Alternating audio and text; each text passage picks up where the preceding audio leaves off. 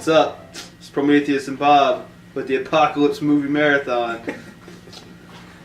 Guess what? We're not dead. You're an idiot if you thought you were going to die.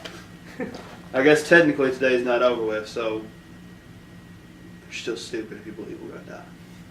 What is your opinion on that, Patrick? I don't believe it, and neither did the rest of the world, so... I don't know about that. That rock was pretty convincing. It was beautifully made. It looked like an Oreo. It does look like an Oreo. It does look like the top of an Oreo, it's true. So, what better excuse for the impending apocalypse than to watch a crap load of apocalypse movies? Okay?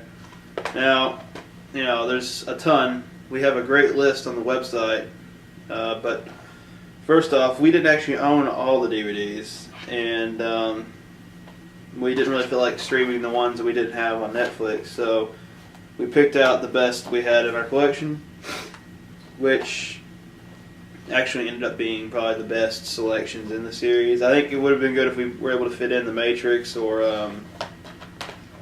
I would say, what was another one we had? Deep Impact. Well, Deep Impact, just because it has Morgan Freeman. Crap, I can't think of the other one. Kevin Costner. Oh yeah, Waterworld. Yeah, Waterworld would have been a good one too, just because it's crazy. But we have, because we were talking about it. There's like 4 different types of apocalypse movies. There's like the robot apocalypse, a la Terminator and The Matrix, and then there's like the world runs out of oil, which is like Book of Eli and Mad Max. It's kind of runs out of oil and it's nuclear disaster, all in the kind of same thing. Then the other one is like nature events. So we didn't have anything like The Day After Tomorrow to watch, but everybody's seen it. I mean, it's a pretty good movie. In 2012. But yeah, it's not as action packed as like the Road Warrior or Terminator. So we picked the most action packed ones, I guess you could say. But so we ended up watching 5 of the films on our list. We decided because the Terminator series is good for a robot apocalypse, but the apocalypse doesn't actually occur until the end of the 3rd one. So we watched Terminator 3 and then Terminator 4, which is Salvation. And we watched just of the Mad Max series, we watched The Road Warrior because it's probably the best in the series, and it actually includes the actual story about what's going on to cause the world to collapse, which is nice. And then we have like the Book of Eli, which is basically... It doesn't really say. The only thing mentioned they have of the apocalypse happening was just like they say the Flash occurred, so you can take that as being a nuclear crisis probably as well, or something. Yeah. There's like a hole torn in the atmosphere. And it's really, really bright and sunny in there. And then the all-time classic Escape from New York, featuring everyone's favorite, and LA, featuring everyone's favorite apocalyptic hero, Snake Plissken. Just that's an all around classic by John Carpenter. But so we watched the movies. We didn't die. We did not die. We didn't die. And if we died, well, we wasted a lot of time. This video wouldn't have been made. If we died, then I don't want to edit this shit. So if you would have died today, would you be happy with your time as an American and as a fellow SquidFlickian? No. No. I'd say no. I'd say my greatest regret was consistently letting our other 2 movie marathon participants, Jeffrey Roll and my brother Jack, the janitor, just their ineptitude in these reviews and their ability to fall asleep within the first 30 minutes of the first movie in the movie marathon. They are not a very valuable asset for these kind of things. While they are hilarious to fight with, offset. If we were to do Resident Evil marathon, Jeffrey would be all over that. You know what? I believe he would still fall asleep, and I would be stuck watching the crappy ones in the middle of the series. So, just like Nightmare on Elm Street. So, I don't want to hear it.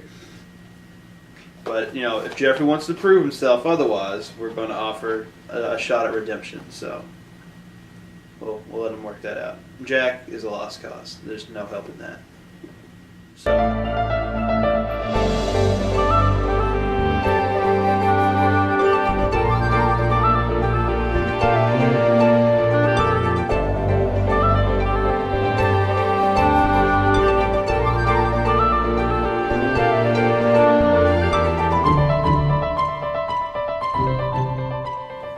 So, first movie we watched, Road Warrior, Roadhouse. What do you think? Roadhouse. I love The Road Warrior. I think it's the best one of all three Mad Max films. There is, no lie, there is about 20 pages of dialogue in a, how long is it? It's an hour and a half. We'll say an hour and a half long movie. And the rest of it's just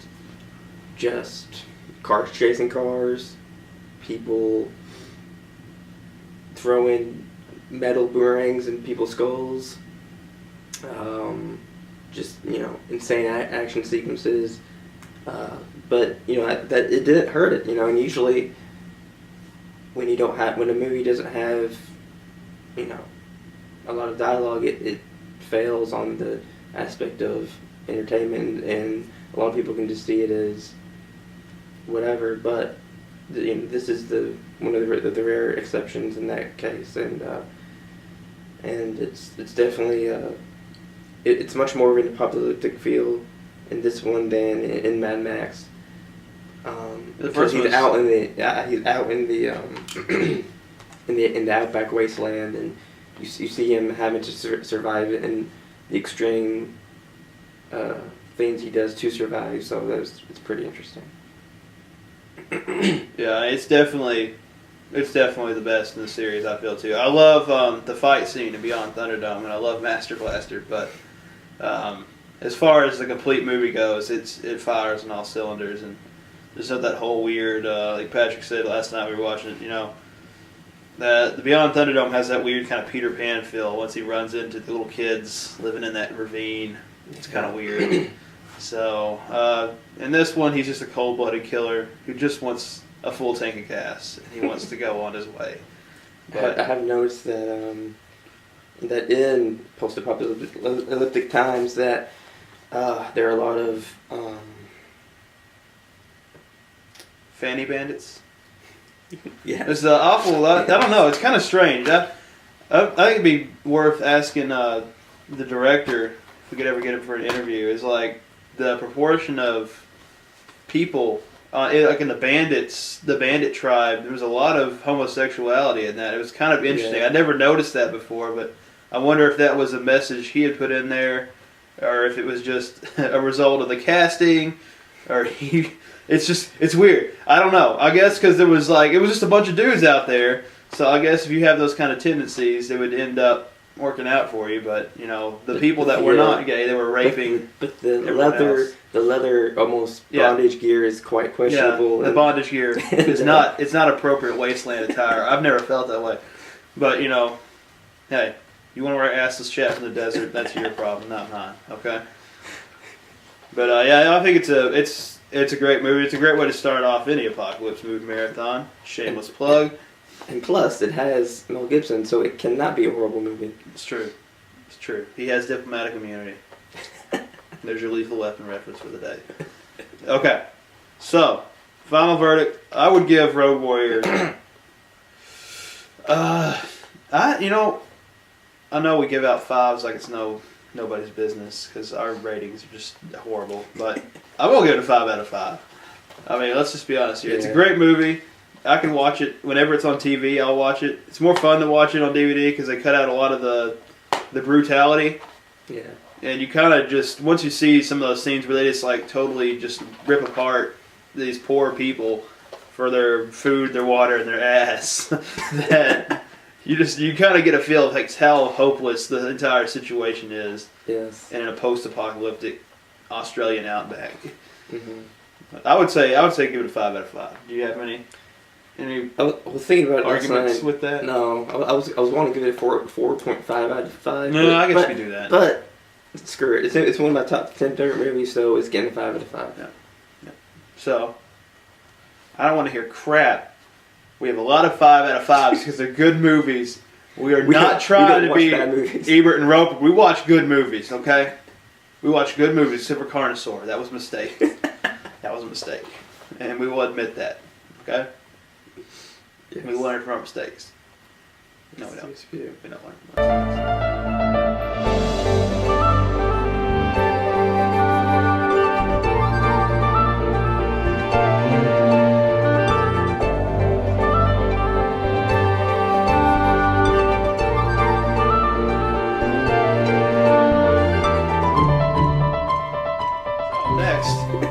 You guys are getting a real treat this time. We're actually working. Next would be, and this was all, the movie order was randomly selected by Skynet, aka my iPhone, and they were picked for optimal enjoyment and analyzation of the apocalyptic future. So, you can thank the U.S. Air Force for that. And the next little gem we got is Arnold's last role in the Terminator series to date. Terminator 3. Rise of Machines. So, Patrick and I were talking about it, and this one gets panned. It's the weakest. Actually, I will argue with that because I've always felt the first Terminator was the weakest, just because it's really annoying. I think it's cool, but I really don't like the first one because it's just Sarah Connor running and screaming the entire time. I feel like out of the 4 Terminator movies, it goes as the weakest to be 1, and then 3, and then Salvation, and then 2. So 2 is the best, and it's going to take a lot to best that. But we were talking about it last night. I don't think it's nearly as bad as people acted like it was when it came out. The last time I watched T3 was the day that Salvation came out. I watched the first 3, and I just, for some reason, I just didn't like it. I mean, I'd seen it before that, but it just, I don't know, it left me with some bad mojo, and so... You can't have bad mojo. No, you cannot have bad mojo. And diarrhea.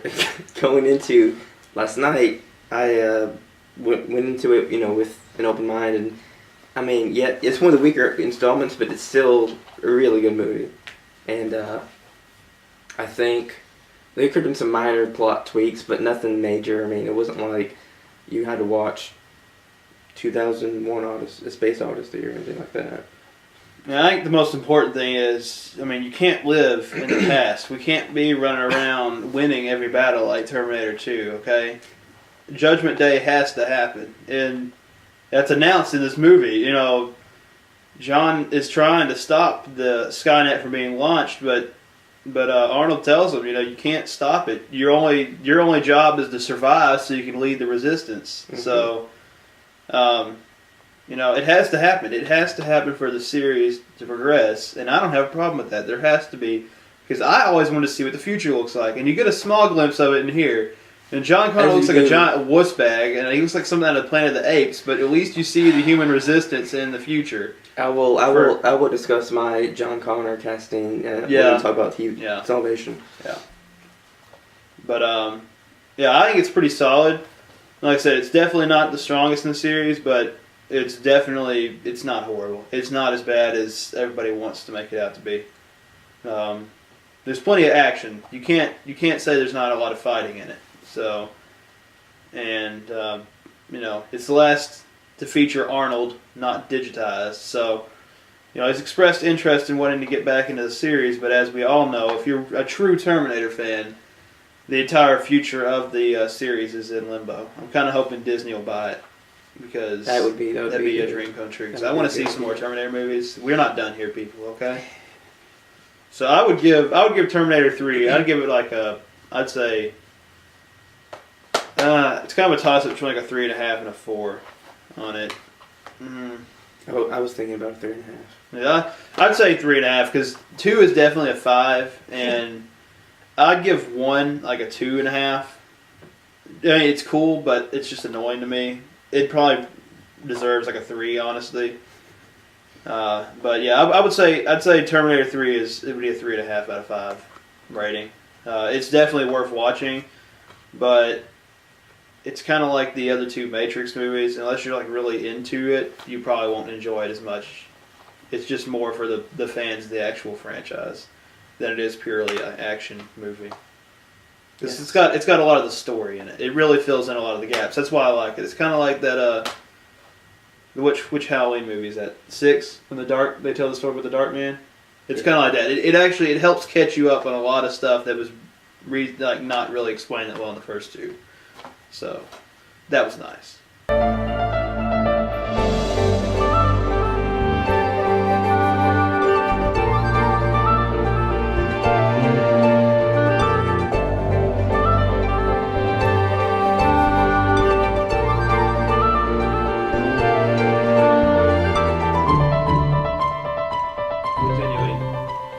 Skynet's impartial judgment led to Terminator Salvation coming next, and I loved it. Loved Terminator Salvation. Patrick, we had a really long discussion about John Connor being a total wuss bag in 3, horrible casting, and then it comes to everybody's favorite Dark Knight in here. So tell him, Patrick, why do you like the new John Connor in his fancy pants? I think Bale was the perfect casting for John Connor. I think his acting in it was really good. Where in the third one, Nick Stahl, I think is his name. He looks like a chimpanzee. He does. And not that I have anything wrong against primates. I just prefer a strong leader, and Bale's definitely providing that aspect in Salvation. I mean, well, they don't have a picture of him on here. I mean, come on, man. Because this is all about Arnold, and little pussbag John can't get his life in order, drug addict. I mean, this is it's Bond. And he didn't have to change his voice from The Dark Knight, okay? What an easy role for Christian Bale to play. I mean, let's be honest. Okay, I want you to pronounce his name because I'm going to butcher it. Right there. Anton Yelchin? Yes. Moon Bloodgood? These are some weird names. What's his name? Say it again. Yelchin. Anton Yelchin. He plays the young Cal Reese. He was also in Star Trek and Fright Night and The Beaver. Yeah, he does a good job. But he was really, really good in this. I thought he was a good casting for the young Cal Reese. He kind of reminds me of the dude in Escape from L.A., though. Snake? A little bit. No, not Snake. The evil guy that runs to L.A. He got the same kind of hair. He looks like a little Che Guevara is what he looks like. Give him a little beret. Anyway, pretty awesome movie. I'd say, honestly, this is probably... I love Terminator 2, but you can definitely tell that the CGI has aged since that came out, and this is it's awesome. It's finally in the future. It's where Terminator is going to be for the rest of the series. If they make anymore. It needs to be. It needs to stay in the future. Unless they show a flashback. That'd be the only exception. If they show, like... Or even if it's both, like, in the future and in the past. Or simultaneous kind of stuff. But, I mean, humanity is being enslaved by Skynet to create the new T-101s, like Arnold is. The ones that are hidden inside the skin. It's crazy. There's all sorts of crazy, like, transforming types of Terminators and, like, little motorcycles and crap. It's crazy. It's just wild. So cool. And, like I said, this is my favorite in the series now.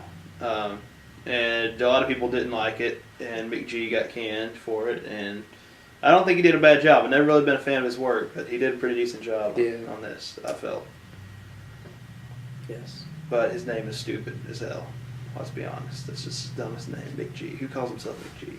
So what would you give this? I'd give this one, I'd give it That's hard. I mean, Terminator 2 is a 5 out of 5. I'd probably give this a 4.5 out of 5. Yeah, just to be fair. I could agree with that, yeah.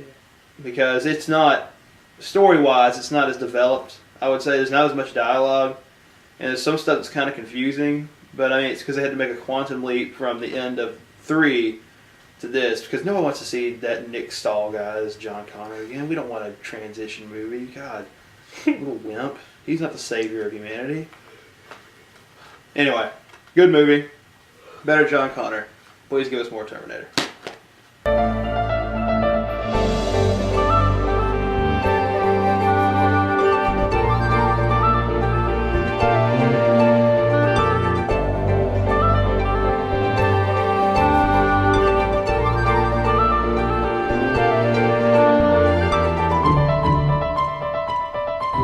And fourth movie we did was one of my favorite apocalypse movies, even though it's not that old, is the Book of Eli. I just think it's really cool. I like the lighting they film it in. It's like all washed out all the time, so it's like super creepy. It really reminds me of playing like Fallout or something. It's just crazy. I think that should be the new standard in the look of post-apocalyptic movies and stuff. Especially if it's nuclear related. Yeah. I mean, 'cause that's basically what it would be like. So It's pretty cool. I like the fact that the story is there's only so many types of stories you can tell in this subgenre, but I like the fact that it's something really, they're not after fuel or a haven place or it's something as simple as a book, and it's just a really unique plot and something that hasn't been done before, and I thought it was a really cool movie. Yeah, I think it's probably it's a pretty accurate. I could see this happening if there was an event like that, because I mean, the people who can read and the people who have books end up being the people in power. I know there was several episodes of I can't remember if it's the Twilight Zone or if it was what's the other one? Outer Limits. Yeah, it's either one of those. There's like a couple episodes where like there's like a future where you're not allowed to read books, and if you do, you're executed, and stuff like that. I think that's a really, because of totalitarian governments in the past have restricted the public's access to books. I could definitely see something like this occurring, where you've got, in this case, it was the Bible was lost to humanity because they were all destroyed before some kind of big war, and Eli basically is the next prophet of God, and he finds the book and he delivers it to a scribe who preserves it for the future generation of humanity, along with the Quran and lots of other books like Shakespeare's works and everything else. And on the way he's pursued by Gary Oldman, who wants it too. Old Sirius Black Wants the book so he can control people with religion, because there's no hope otherwise in the apocalypse. Nobody knows what religion was about, so everybody just kind of has nothing to look forward to. So it's really interesting plot. I really enjoyed it, and I think it's so crazy at the end when you find out that he's blind. Yeah, he did all that stuff while he was blind. Knowing going into watching this again, knowing now that he is blind, I was watching to see how he acted throughout the movie, and you can tell that his actions and mannerisms are that of a blind man, and you don't notice it if you're just watching it for the first time, but you definitely can pick it up if you're looking for it. Yeah, I mean, he doesn't ever really look at anybody in the face, but he kind of turns to the sounds, but you cannot doubt that he has excellent reaction time and fighting skills, because I'm pretty sure he chops off like 20 hands and arms in this movie. Yes, it's pretty cool. And they got the little things in there that, like the cannibalism issue is brought up. Yeah, that was pretty. And it's a real that whole the shaking that you get it's a real symptom. And I think that's pretty cool. So you had like the people who were cannibals were outcasts by everybody else who was not a cannibal, and there was always the constant thing. It was like, when we see your hands, are your hands shaking? You know, I don't want to do business with you if you're a cannibal. And so, you know, but I guess everybody has their own way of surviving the apocalypse. So if you want to eat your neighbors, go right ahead. But I'm gonna tell you right now, if you try to eat me, you're gonna have a bad time. And we prefer Vienna sausages above all else. Yeah, I think I'd rather have a nice can of dog food from Mad Max than eat people. But you know, whatever. Yes. But I would give this. I love this movie. I would say I give it like at least a 4 out of 5. I would honestly give it a 5 out of 5 just because it's so unique and it's very well executed. My only complaint is I think it's a little too short. I'm kind of sad that it ends the way it does, but you know. Yeah, it felt like it was rushed at the end there. Yeah. Definitely. That'd probably be my only complaint. So I'd probably honestly give this a 4.5 out of 5 just because of that. I would have liked to see a little bit more Eli. I would have liked for it to be just a little bit longer. Not too much longer, maybe like 30 minutes, but you know. I don't know what else he would have fit in there, but I don't know. I liked it. I like this kind of style of movie. I would like to see more of this. Maybe that new Mad Max coming out could be kind of similar. There was a lot of themes that were similar between this and Mad Max and Terminator. There was like, you know, the motorcycle gangs and just, you know, the real problem in the end isn't, you know, zombies or disease or nuclear war. It doesn't matter what the disaster is. At the end of the day, humanity's greatest threat is humanity. I think that's the common theme we see in all these movies. Yeah. Is, you know, you shouldn't worry about what's outside. You need to worry about who's sitting next to you and if they're trustworthy or not. But there's your philosophical moment of the Apocalypse Marathon.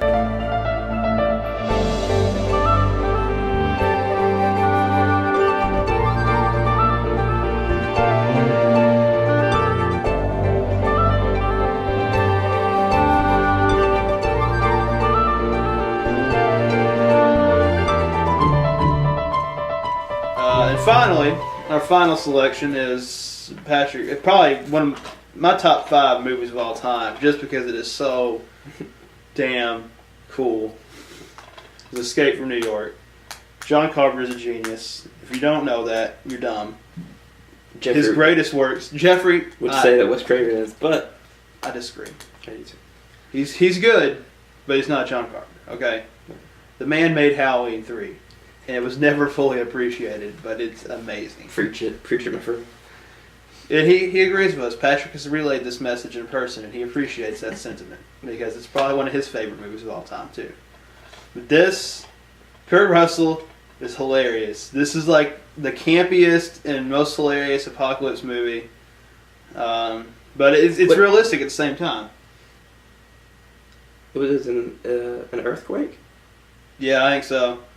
I know it was an earthquake in L.A., but I think it was an earthquake in this as well. Well, I mean, they just made it into a giant prison. I think this one they just turned New York into a giant prison, the entire island. And so it's just a giant super prison for basically a U.S. government that is, you know, just like, I don't know what you call it. I guess it's just a dictatorship. There's still a president, but it's Donald Pleasance. Yeah, Donald Pleasance.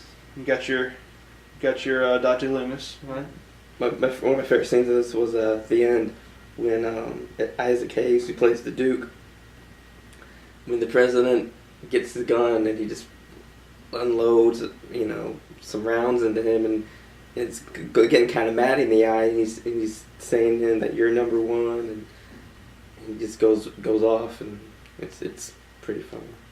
Yeah, I think the governor was hilarious. That whole the chandeliers and the cars and everything. But I like the premise. It's a prison island and president's daughter. No, it's L.A. Yeah, no, this is the bomb. The president And his football are lost, and you know, it's awesome. Snake Plissken kicks ass, and it's almost in a way like a western. Yeah, like a Yeah, it's kind of like a Western. I would say that. Yeah, I mean it's really there's like a lot of comedy in it, but there's a lot of like blood and gore and fighting in it as well. But they do a really good job. I think the set construction is pretty cool. Like to get into New York, didn't he land that little glider on like the World Trade Center roof? Yeah. I mean, it's kind of ridiculous at times, but you know, it's pretty awesome. It's well executed for 1981. There was a lot of nice effects in there. They like the intro was really cool. It was Jamie Lee Curtis has the intro. Yeah. It was like John Carver just always gets the same 5 people to do all the work for him, but you know, he's got a good 5 people. So, like I said, I love this. And Escape from LA is a lot of fun too. My favorite part from Escape from LA is Shot Clock. And you know, I'm really sad that he hasn't been greenlit to do Escape from the World because it's the final one in the series, and I think that for me, John Carpenter needs to do that because that would make my life complete. I would like to see it. Screw getting married. Screw having kids. No. Screw graduating. No. Make Escape from Earth, and I'm good to die. I'm good. The apocalypse can take me. But bonus request, I would also like to see a follow up to Season of the Witch. That'd be fantastic because Cochrane's not dead. He just disappeared into a dark energy. Silver Shamrock will live again. But like I said, great movie. I don't know what I'd give this. I guess because it's kind of, you know, the production's not as great as some of these newer movies, but that's because it's older and it's not as you know, it's not in high definition or anything like that. But I would say because it's well thought out, I'd say it has a better structure than I'd say plot-wise, I'd say it has a better structure than Mad Max. Mad Max kind of just, like, the camera just rolls and they just do whatever they want to. There's not really a lot of, it's kind of jump cut a lot. I would say, what did we give Mad Max? Did we give it a 5? We gave it a 5. Maybe we did it this right. Just because it's cool. But I'd probably say that Escape from New York deserves at least a 4. Yeah, I was thinking about a 4. I'd give it a 4. But it's despite maybe not being high on the rankings, this is one of my top 10 movies of all time. I love it. And we've tried to make, you know, I made that trailer for Escape from Fulton. It's an awesome idea to try to use in your own stuff. So thank you, John Carpenter, for that. And your scores. Yes. The man knows how to work a synthesizer.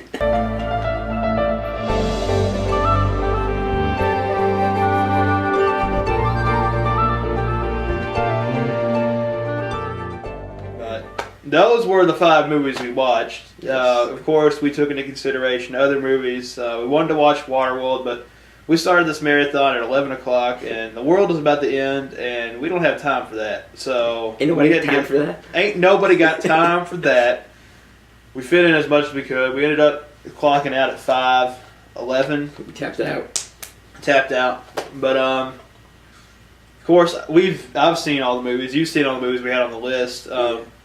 I would say probably if we had to pick the top 5 apocalypse movies, including the ones we saw and the ones on the list, and I'm sure we left some out on the list, but I tried to pick the most popular ones. There were a lot of really, really weird, like, independent films that were pretty good, but I don't think it's really fair if you haven't seen them. Yeah. We might do one where we do independent films, because I know there's a lot. That's a pretty popular genre. But I would say top 5, I don't know how I'd rank them in the top 5, but I would say that probably Escape from New York and Terminator Salvation, The Road Warrior, Waterworld, and why am I always forgetting this?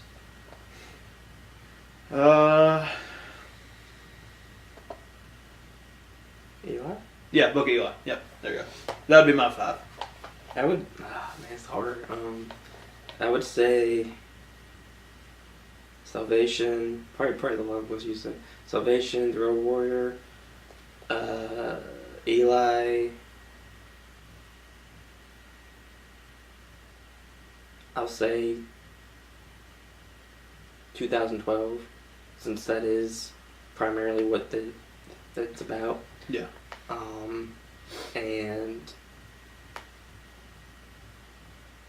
Waterworld. Waterworld. Because I mean, don't forget Armageddon and I forgot. I left off Independence Day. That's awesome. Technically, it's aliens, but and another movie that I didn't add to the list is all of the George Romero zombie movies are technically apocalypse movies. I like Dawn of the Dead and I like Day of the Dead. Those are two pretty good ones.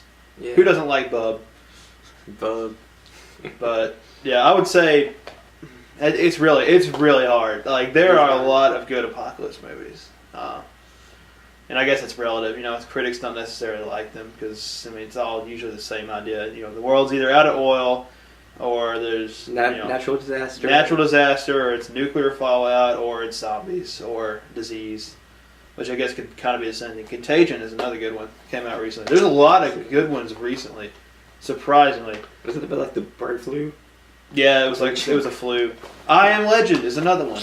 Yeah, that's another fantastic one. But that's probably top 5. Yeah, I would say that's probably top 5. We're terrible. God, there's so many. I would even contest that like a movie like District 9 is kind of like a pre-apocalypse kind of movie. It's kind of apartheid. It's kind of but you can see the tension rising.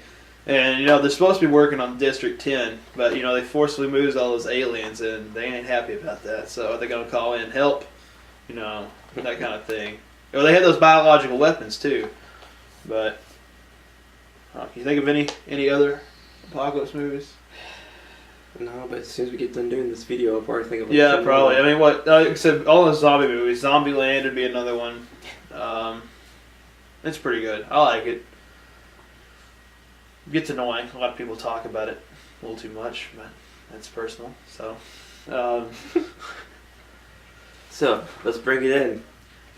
So for the last 5 years now, it's been December 21st, 2012. Mayan calendar, blah blah blah, blah blah blah. So it's almost kind of surreal, because it's like that date's always been in the back of your head, thinking, what's going to happen? Or people, my biggest concern was not that the world's going to end, is that people acting like idiots were going to ruin my day. And, but it's 1 o'clock on December the 21st, and so far so good. Now, if we start seeing fireballs coming from the sky, we're going to record that stuff. We're going to record it, and then we'll upload it. So if you get internet after the world and society collapse, then check it out, man. Check it out with Dr. Steve. Check it out. You got 5. Make sure you get in your brunkers, because it's gonna be fun. Firestorm. Okay, Prometheus and Bob. Okay, this is Shelby Jones. It's Patrick Farmer. We're signing out. The apocalypse. We survived. If we didn't, you shut your mouth. We made this movie. You stay in your bunker. Stay in your brunker. You little britch. So. Happy apocalypse! Yay! See you at Christmas. Toodles. Toodles.